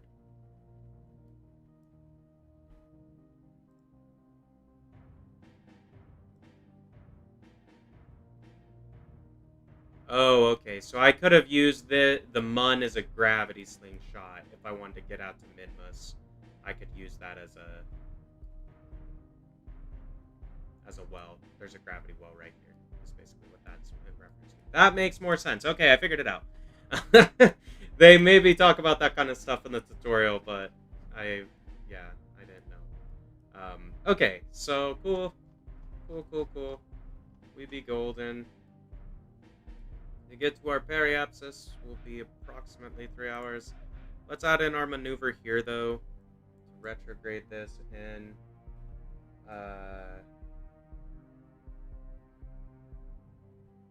I wanted to look and see what the periapsis was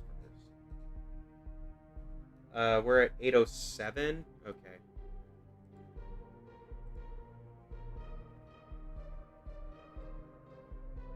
I want to bring that in much tighter, which shouldn't take much delta V at all.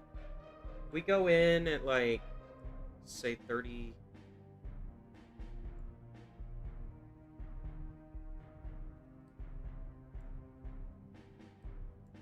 If I put it in like around here, this will get us into a much, well, it doesn't really get us into a much tighter orbit. Whoops.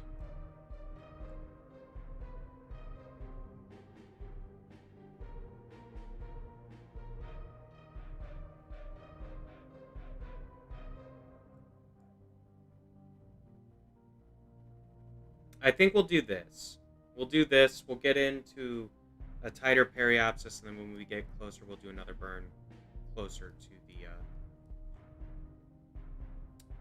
whatchamacallit, Kerbin. Alright. No SAS. Fantastic. Go ahead and warp. We got a few hours anyway, so whatever.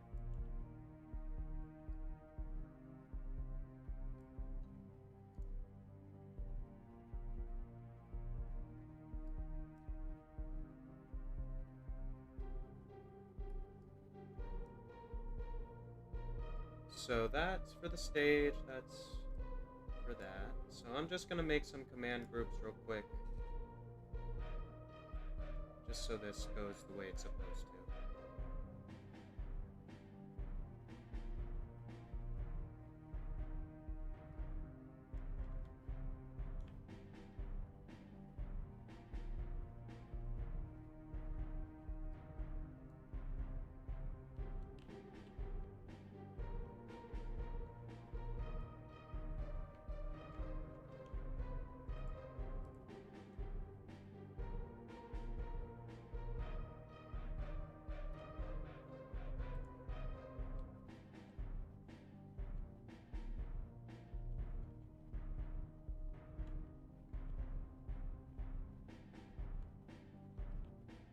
Okay, come on.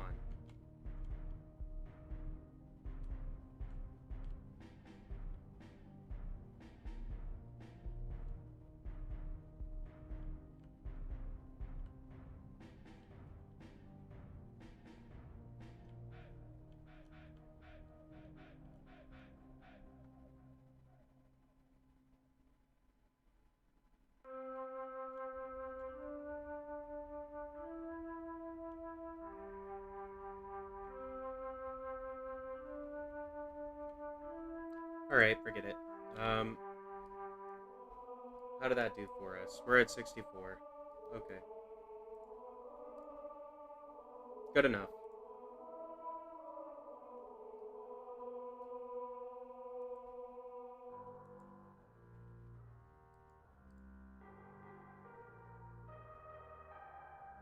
Now we'll just go forward a little bit until we get closer into the periapsis, and we will kind of readjust and bring her in for a landing.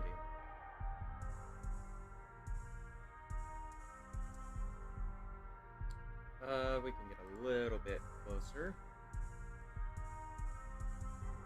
Basically, what I'm going to try to do here is burn out all the fuel on the way down. Just because I hate launching a stage with fuel in it.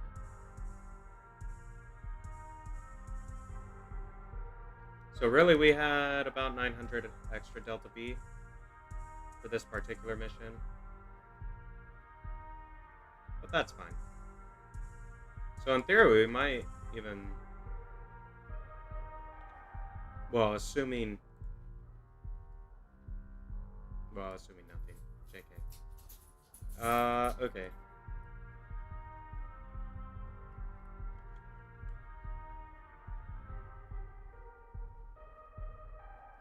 pointer at retrograde.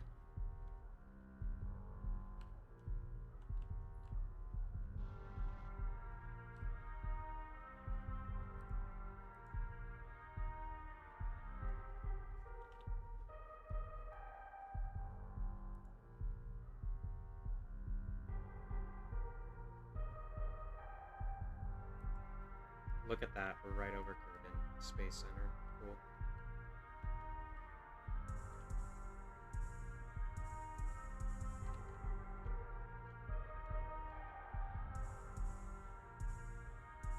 Basically what I'm going to do at this point is bring this bad boy right on in. Stab assist is what I should be set to, not retrograde.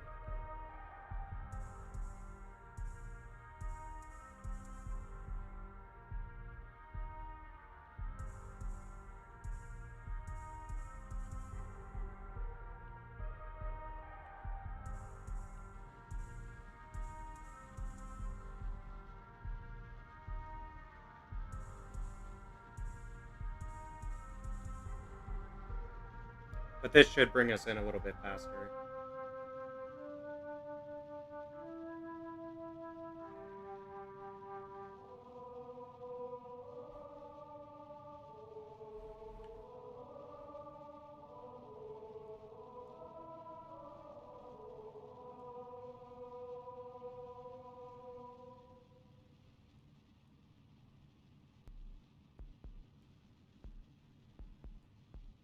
But we are coming down.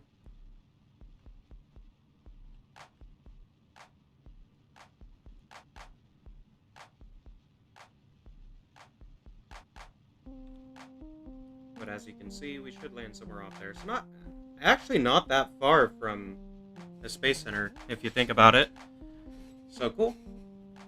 The big question is whether or not we get the science labs returned safely, which I hope we do. I think we will. I mean, you know, we'll see, I guess.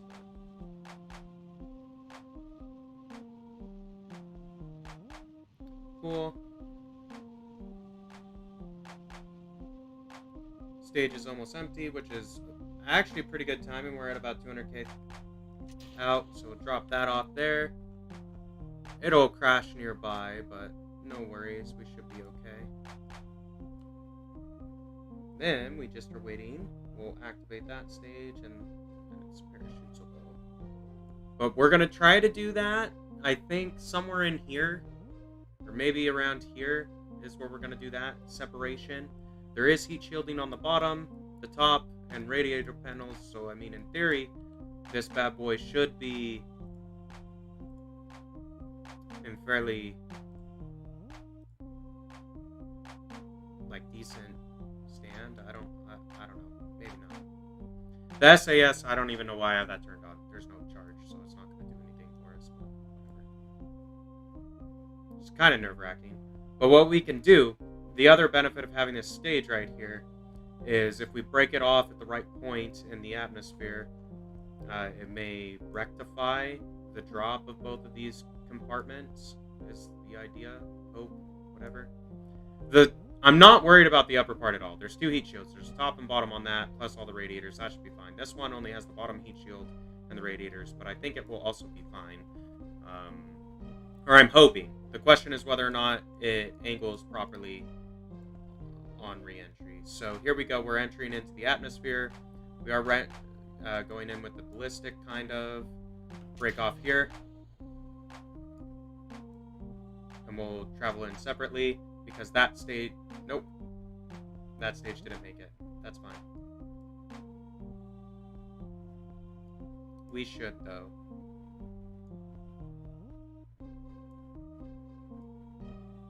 I mean, we're taking some heat, that's for sure. But those radiators are holding, I think.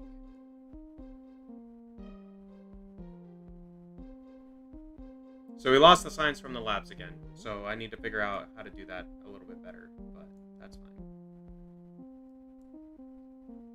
Next iteration of the design, we'll try to figure that out. Because really, I do need to get those labs back with me so I can get the huge chunks of science. That's how you unlock stuff. I mean, you know, they cost 90 a piece, but, you know, hey, that mission would have paid for almost 2 of them. just off of the labs. Or the labs would have paid for one for sure. We might have enough to get another tech with what we did return with. Papa shoots. And these bad mammoths should be good to go. Awesome. Well, we did a flyby of the Mun with Taurus, so I mean that's something at least. That detachment of that stage did not quite go as I had expected. I don't know. I need to figure out how to deal with that so I can get the science back. I mean, alternatively, what I could do is, I think the answer is probably to throw a battery on the ship. Like, if I put a battery inside of this crew hatch right here, or this service bay, or two of them even, then we would still have SAS control for re-entry, which is quite important because then you can angle yourself so you're hitting your heat shields as opposed to your structures, but that's all right, not a big deal. We made it back safe, that's the main thing, so we'll get the 240,000 or whatever for these two passengers. We still have four more, 1, 2, 3, 4 more, same trip basically, so 2 more times to that trip, and we can potentially make another 240 for each one of those, so another $500,000 or thereabouts. Not bad. But hey, cool, we did it. Flew some passengers to the Mun.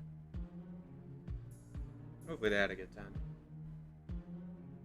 The advanced conic stuff in this game, it's interesting and super helpful, but also it's a bit overwhelming. Just a bit. I don't know. The interface is not, it's cumbersome to use almost, but that's probably just me not being super well versed in it yet.